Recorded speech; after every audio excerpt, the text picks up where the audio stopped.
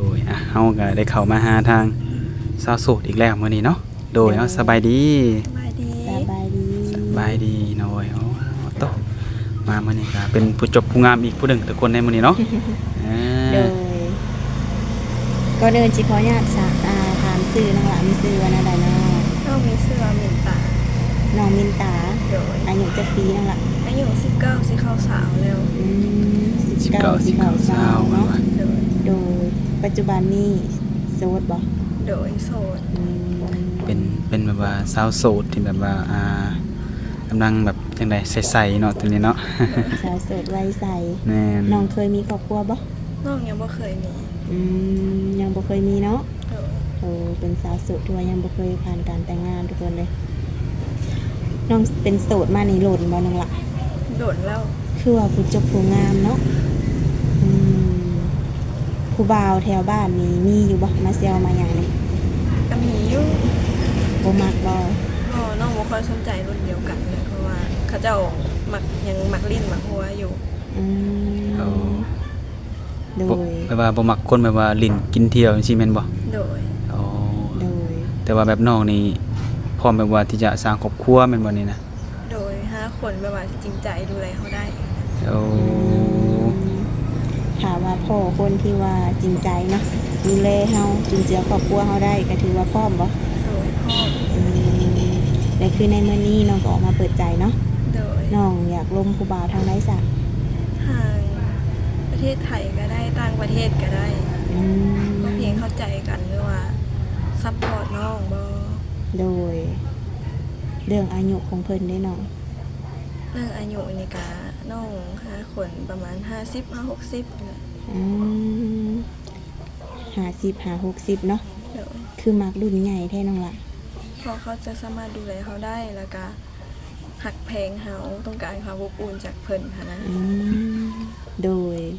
คือเพิ่นนี่อาจจะเป็นผู้ใหญ่เนาะเพิ่นอาจจะผ่านร้อนผ่านหนาวมาเนาะอาจจะฮู้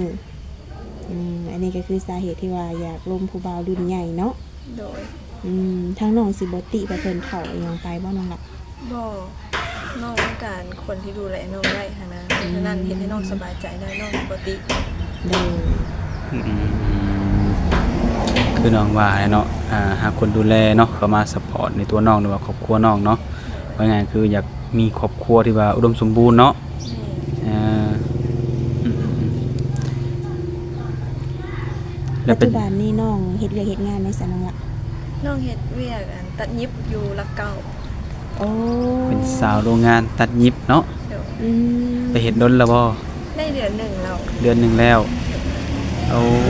เป็นผู้สาวโรงงานเด้อทุกคนนะ แสดงว่ามื้อนี้ก็เลิกเวียกมาบ่ มื้อนี้น้องลาผักมาเปิดใจ โอ้ลาพักมาเปิด เค ใจ ยเคยได้ยินแต่ โดยเฉพาะเนาะ โดย เคยได้ยินแต่ศาลาพักใจว่า วันนี้ลาพักมาเปิดใจมื้อนี้ทุกคนเนาะ โดยไปเฮ็ดงานอยู่ห่านเป็นอะไรน้องละเงินเดือนพอใส่บ่ กะพอใช้เงินเดือนกันเดือนหนึ่ง3 ล้าน เดือนหนึ่ง3 ล้าน เดือนหนึ่ง3 ล้านแปลว่ามีรถหับส่งบ่ แม่น อืมโดย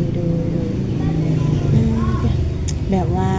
ทางน้องนี่เคยลงไปเฮ็ดเวียกอยู่ทางฝั่งไทยบ่ ยังบ่เคยเลย อืม อันนี้ก็น้องเฮ็ดเวียกอยู่นี่ก็วันแรกที่น้องเฮ็ดเลย วันแรกครั้งแรกนั่นบ่ โดยในทางน้องนี่อยากไปอยู่บ่อยู่ไทยนี่ ก็คิดอยากไปอยู่เพราะว่าเงินเดือนมันก็แพงสูงหลายกว่านี้หั้นนะ อืมคืออยู่ไทยนี่ก็สตาร์ท9,000ขึ้นเมือเนาะ โดย โดยแต่ก็คือเฮ็ดอยู่บ้านเฮาไปก่อน แม่น อืมโดย คือน้องออกมาเปิดใจในมื้อนี้เนาะเรื่องผู้บ่าวนี่นะน้องล่ะน้องมักอยู่บ่คนกินเหล้ากินเบียร์สูบยานี่นะ แต่ถ้ากินเหล้ากินเบียร์คุมื้อบ่หรือว่า แบบว่า เทื่อ แบบว่าน้องนี้พอรับได้อยู่บ่ที่นะแบบแล้วน้องมารับบ่ได้แบบใดที่นะ เพราะถ้าบ่ติดร้ายก็น้องขับได้ถ้าก็โดนกินเทื่อหั้นนะ อืม ถ้ากินคุมื้อน้องก็บ่ค่อยโอเคนะ ง่ายๆก็คือก็กินได้อยู่เนาะ โดย กินพอสมควรเนาะ แม่ อ๋อโด เรีย ย กว่าถามว่าส่วนใหญ่ถ้าว่าเพิ่นอายุหลายเดี๋ยวนี้เพิ่นสิ ได้กินดอกน้องหลานเนาะหลักๆเพิ่นก็คือแบบพาหาพาสร้างหั่นแหละเนาะนอกจากว่าวัยรุ่นนี่บ่แน่เนาะ อาจจะแม่นจุดนี้ก็ได้เนาะที่น้องที่ว่าอยากหาผู้บ่าวที่มีอายุหลายเนาะเพราะว่าหนึ่งมาเพิ่นอายุหลายเพิ่นก็จังไดอาจจะดูแลเรื่องสุขภาพเนาะโดยแต่ในมื้อนี้คือน้องก็มาเปิดใจนี่น้องมีความพร้อมแท้แน่นอนบ่ น้องพ่อม ฟันธงแบบว่าถ้าเจอนี่คือสามารถสร้างเลยได้ป่ะเนี่ย ก็ต้องใช้เวลานี่นะ ใช้เวลาโดนบ่น้อง ประมาณ 6-7 เดือน 6-7 เดือน ทำความรู้จักกันก่อน ทำความรู้จักหรือว่าเบิ่งนิสัยกันเนาะ โดย เพิ่นฮู้เฮาฮู้เพิ่นว่าซี่เนาะ แม่ โดยแต่แบบคุยกันไปกันมาฮอด6-7 เดือนแล้วบัดเอาง่ายๆคือคุยคนนี้เนาะจะฮอด7 เดือน แล้วเพิ่นสิมาหมั่นมาขอมาแต่งแล้วไปอยู่นํเพิ่นนี่น้องสิไปได้บ่ ถ้าคนนั่นเข้าใจเขาแล้วแต่ว่าเขาก็หักกันดีแล้ว โดยไปอยู่นํเพิ่นได้แม่นบ่ การเที่ยวมาเที่ยวไปนั่นแหละเพราะว่าก็เป็นลูกสาวล่ะเด้เป็นลูกสาวคนเดียวก็ต้องอยู่ในพ่อแม่ โอ้เป็นลูกสาวหลานลูกสาวเดียวเอาง่ายคือต้องอยู่เลี้ยงพ่อเลี้ยงแม่แม่นบ่ แม่ แต่ว่าในกรณีแบบว่าเพิ่นอยากให้เฮานี่ไปอยู่เพิ่นแน่มาอยู่พี่แน่นี่ได้อยู่เนาะ ได้อยู่ แต่ว่าไปอยู่ทาวรนี่แม่นบ่ได้เนาะ โดย โอ้โดยไปมาหาสู่ได้ก่อนว่าทุกคนเนาะแต่คือความหมายแบบว่าน้องนี่จำกัดอายุหลายสินะเพิ่นก็ต้องมีลูกเลยอาจจะมีลูกติดนี่สินะน้องรับได้บ่ หับได้ถ้าเป็นผู้ชายที่ว่าผู้ใหญ่แบบที่น้องว่าไปนะ โอ้ โดย น้องบ่อคติเรื่อง บ่ดูก็พวกนี้นี่บ่มีปัญหาเนาะอืม ถ้าว่าเพิ่นดูแลซัพพอร์ตเฮาได้เนาะเรื่องลูกเรื่องเต้าเพิ่นนี่บ่มีปัญหาสำหรับน้อง แม่ บางทีดูเพิ่นอาจสิใหญ่มีครอบครัวแบบเบิ่แล้วเนาะน้องหลานเนาะ โดย แต่ถ้าสมมุติว่าเนาะผู้บ่าวนี่อายุ50กว่าหรือ60แบบนี้น้องหล่ะในอนาคตเนาะถ้าว่ามาหักกันแท้น้องก็สามารถแบบว่าสิเอาลูกให้เพิ่นได้บ่ ถ้าแบบว่าเพิ่นแบบพอสิดูแลกุ้มก็สามารถเอาได้ เบิ่งจากการกระทำของเพิ่นหรือว่าฐานะความเป็นอยู่เนาะ โดย ใช่แม่แล้วทุกคนเนาะเพราะว่าการเอาลูกหรือว่าเลี้ยงลูกนี่บ่แม่นเรื่องง่ายเนาะ แม่ เพื่อจะเลี้ยงเพิ่นใหญ่ว่าซั่นซะหลักๆก็คือแม่นต้องได้ใช้เงินนั่นแหละหลักๆเนาะ โดย คือน้องนี่บ่มีปัญหาดอกเนาะปัญหาอยู่ที่ว่าผู้ชายแล้วเพิ่นอายุหลายเนาะ โดย ว่าเพิ่นนี่ยังอยากเลี้ยงลูกน้อยบ่ประมาณนี้เนาะว่าเพิ่นอนาคตเนาะมันเป็นแบบที่ได้อนาคตนี่ โดย แต่คือน้องมาเปิดใจนี่น้องได้คิดไว้อยู่บ่ซะการที่น้องมาเปิดใจนี่แบบมักผู้ชายแบบคนนี้แบบนี้นิสัยนี้หน้าตาแบบนี้หั่นนะน้องได้ระบุไว้อยู่บ่ ไว้อยู่ แบบใดน้องละลองเว้าให้ฟังหน่อย น้องมักผู้ชายสูงกว่าน้องไงแล้วก็เป็นผู้ใหญ่กว่า โดย เข้าใจเฮา โดย ใครใจเฮาหักแพงเฮาคือ ถ้าหักแพงเฮาแล้วก็หักแพงพ่อแม่เฮานำหั้นนะ อืม ผู้ชายที่อบอุ่นน้อง โดย แบบนั้นที่รักมาไว้ อันนี้คือที่ว่าวางแผนที่อยากเจอหรือว่าอยากมีแบบนี้เนาะ โดย โดย ถ้าเจอผู้ชายแบบนี้ก็ถือว่าความพร้อมของน้องก็เต็มร้อยเนาะ โดย ถ้าในแบบนี้สาแบบที่น้องมานี่เว้าได้หมดแต่ว่า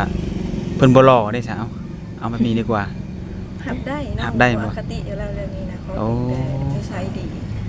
ขอแต่ว่าเป็นได้แบบที่น้องเว้ามาเนาะ โดย หน้าตาเพิ่นจะหล่อบ่หล่อก็บ่เกี่ยวเนาะ โดย หลักคืออยู่ที่นิสัยและจิตใจเนาะอืม คือแบบน้องแบบต้องระบุไว้อยู่แล้วน้องหลานต้องแบบคนที่เขามาหาเนี่ยต้องรอต้องรวยอันฐานะดีแบบนี้นะ ก็มีก็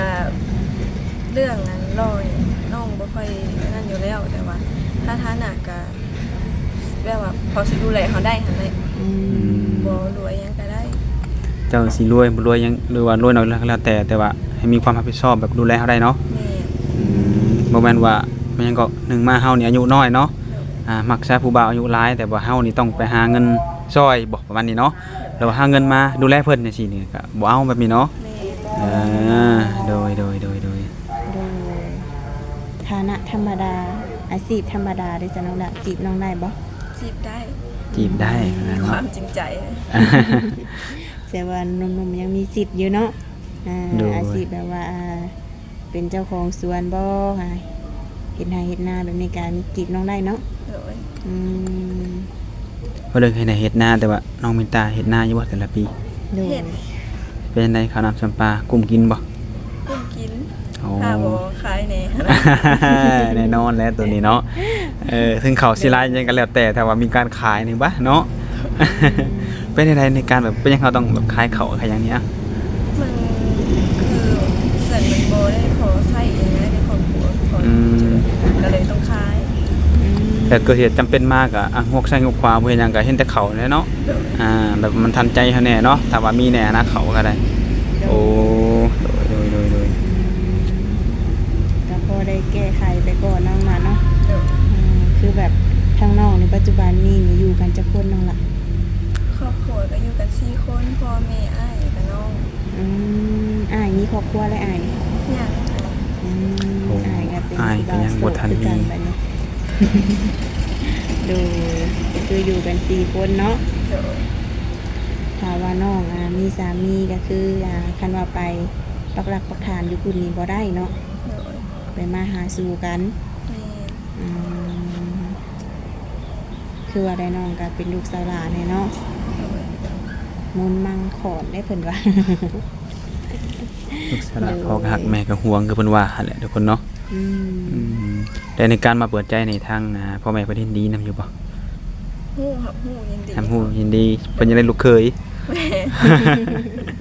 ให้แม่จะได้ลูกเคยว่าง่ายๆกันเนาะถ้าเพิ่นยังบ่อยากได้นี่เพิ่นคือสิบ่อนุญาตให้มาเปิดจังซี่เนาะ อืม อืม คืออยู่บ้านเฮาก็คือว่าได้น้องหลานเนาะคันว่าเป็นวัยรุ่นเนาะก็คือฮู้ๆกันเนาะย่านเบิ่งแยงหรือว่าบ่สามารถเลี้ยงดูเฮาได้เนาะ บ่คือหนมไทยได้เพิ่นมี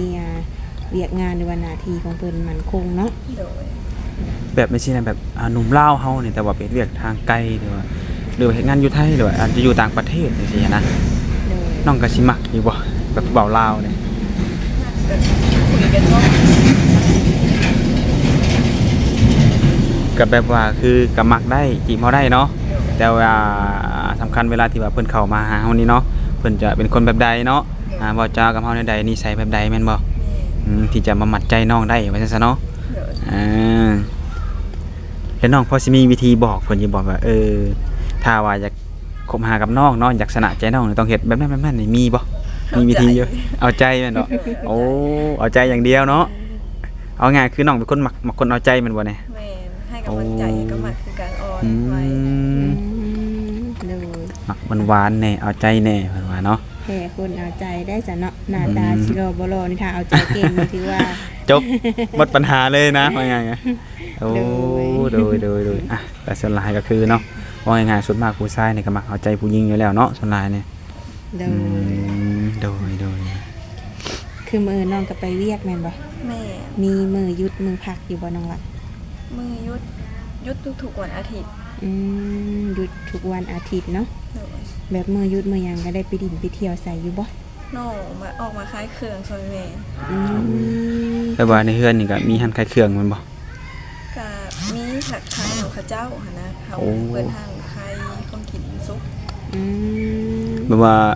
พี่น้องบ่ โดย พี่น้องเปิดห้างขายเครื่องแต่ว่าเฮาเอาของอีสุกมาวางขายนำนี่บ่ โดย โอ้บ่ได้แม่นว่าเป็นห้างของตัวเอง แม่ อ่า โดย คือบ่เปิดห้างเป็นของตัวเองบ่น้อง น้องยังบ่มีถึงนะ โอ้ ต้องใช้งบประมาณหลายบ่ ก็ต้องร้ายอยู่แล้วมันเขาสิออกมาขายเครื่องเปิดห้างของตัวเอง หอดอยู่บนแสนเนาะ กับบ่ฮอด บ่ฮอดบ่ แสนนี่สร้างบ้านได้เป็นหลังเลยเนาะ โดย เออ ประมาณได้สนองละ มันบ่ฮอดแสนแต่ก็หลายอยู่หั่นนะก็ประมาณ4,000บ่5,000ประมาณนี้ เอาง่ายๆคือ แบบพอดี อืม ขายเครื่องนะบ่เอาให โด ญ่ ยอยู่ที่4-5 หมื่นเนาะ โดย โดยถ้าสมมติว่าน้องแบบ มีคนดูแลแบบนี้หั้นนะล่ะในการดูแลของน้องนี่นะน้องใช้เงินแต่ละเดือนนี่ประมาณเท่าใดน้องล่ะ น้องก็ถ้าแบบนี้ยังบ่มีก็ใช้เดือนหนึงนี่ก็ใช้อยู่ ล้านหนึงประมาณนี้ถ้ามีคนนะซัพพอร์ตเนี่ยมันก็สิเพิ่มขึ้นนะคะเลยแบบค่าใช้จ่าย ถ้ามีคนซัพพอร์ตนี่น้องต้องการเดือนละเท่าไหร่ กาถ้าให้น้องเว้ากับเรื่องประมาณเดือนหนึ่ง4,000-5,000ประมาณนี้ อืม เดือนหนึง4,000-5,000ในการดูแลน้องแม่นบ่ทุกๆเดือนเนาะโอ้ ก็ถือว่าบ่หลายน้องละเนาะ ก็บ่หลาย ตีไว้ซะ5,000ซะเนาะต่อเดือนเนาะอื มันก็ลื่นจากน้องขึ้นมาก็เท่าใด2,000-3,000เนาะแม่นบ่ ปัจจุบันนี่น้องหมายถึงเงินเดือนน้องบ่ แม่น้องก็ เดือนน้อง3 ล้าน อ่า เงินเดือน3 ล้านคันว่าเดือนก็เดือนคันว่าก็น้องละ แม่นบ่เนาะเสียงแบบ เสียงรถเนาะเพราะว่าตอนนี้เฮาก็นั่งอบรมกันอยู่แคมป์ทางแม่น้องละเนาะก็จะมีเสียงรถ แล้ว รบกวน แล้วเป็นได้ในการเอาเครื่องแบบเอาของมาขายแบบห้านเพิ่นนี่ขายดีอยู่บ่ ก็พอได้คายบ่ได้ถึงกับว่าคายดีนะ โอ้เอาง่ายคือแบบพอได้ใช้ได้จ่ายได้จกได้ย่อยแต่ละมื้อแม่นบ่ โดย โอ้โด โด ย ย โดย โด โด ย ย โด โดย ยก็คล้ายกว่าแบบว่าอย่างน้อยเฮาก็บ่ได้ขายข้าวเนาะถ้าว่าบ่หนักเกินกำลังเนาะน้องละ แบบว่าเอากับพอมีรายได้แต่ละมื้อเนาะบ่น้อยก็หลายประมาณนี้เนาะอืมโดยโดยโดย แล้วคือน้องมาเปิดใจในมื้อนี้ก็มีทางติดต่อให้ทางผู้บ่าวบ่ มี มีหยังแน่เนาะ มีทั้งเฟซแล้วก็ทั้งไลน์ มีราย แจกรายบ่ทั้งสองบ่ โดย แบบคือน้องเป็นสาวโรงงานตัดเย็บเนาะ โดย แม่นบ่ อืม ก็สิมีเวลาลมผู้บ่าวอยู่บ่ มี อันในช่วงไหนแบบเพิ่นก็สิได้ฮู้แบบเพิ่นสิได้ทักมาถึงเวลานะ อืม ก็น่าจะเป็นช่วงกลางคืนน้อง ก ว่า ลางคืน สุด ประมาณจักโมงเนาะ ประมาณ8 โมง10 โมงก็ได้น้อง 8โมง10โมงก็เท่าใด2ทุ่ม4ทุ่มบ่ 3 ทุ่ม 3ทุ่มบ่ 4 ทุ่ม 4ทุ่มแหละเนาะบางทีบ่เพื่อน 2 ทุ่ม4 ทุ่มเนาะ ผู้บ่าวไทยเนาะแต่ผู้บ่าวไทยอยากจีบใช่นะก็เพิ่นสิได้ทักมาถึงเวลา บางทีเพิ่นบางคนทักมาแต่5โมงเช้าเนาะบ่ต้องไปตอบซะอัน2ทุ่ม4ทุ่มคือน้องว่านี่เพิ่นสิหาว่าน้องขี้คุยบ่ได้เด้อเนาะ โดย คือน้องนี่แจ้งเวลาแล้วว่าเวลาว่าง แต่ถ้าสิให้ว่างก็นี่คือวันอาทิตย์ แม่ เนาะ มือเลย เพราะน้องเพิ่นหยุดงานได้มื้อน่ะอืมโดย ก็โอเคเนาะมื้อนี้เนาะ โดย ก็ถือว่าได้เข้ามาโอมาร่วมกันเนาะน้องหลานเนาะมื้อนี้ก็เปิดใจหาครูหาคิงหาได้เนาะจังใดก็ให้สมหักสมหวังเด้อน้องหลาเด้อ โดย ให้พ่อคนที่ว่าใจต้องการเนาะ คนที่น้องมักและคนที่มักน้องเนาะมันจังสิไปกันได้เนาะ แม่ เลยไว้พบพอกันในคลิปหน้าเด้อน้องหลาเด้อ โดยสบายดี สบายดี